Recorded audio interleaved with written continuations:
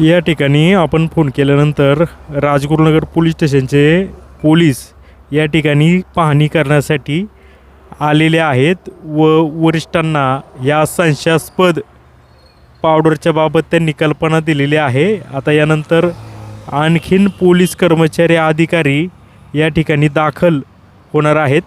ह्या ह्या जी पावडर आहे त्या पावडरचे फोटो काढण्याचे व्हिडिओ काढण्याचं काम पोलीस या ठिकाणी करत आहेत। रात्रीच्या सुमारास ही घटना घडलेली असावी असा पोलिसांचा एकंदरीत संशय आहे काल रात्री, आणि इकडून येऊन ही पावडर या ठिकाणी खाली करण्यात आली आहे। तर पाहूया आता ही जी पावडर कशाची आहे।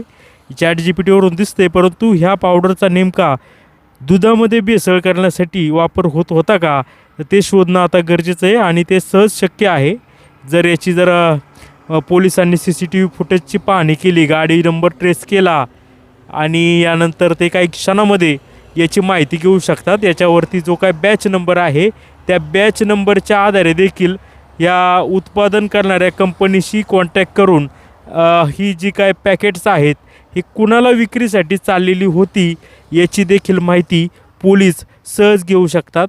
पोलिसांनी जर याच्यामध्ये व्यवस्थित तपास केला आणि जर पावडर दुधामध्ये भेसळ करण्यासाठी केली जायची हे जर समजलं तर याची खळबळ मात्र संपूर्ण राज्यामध्ये होईल, यात काही शंका नाही।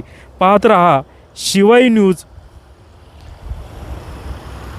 पुणे नाशिक हायवे, खेड, राजगुरुनगर।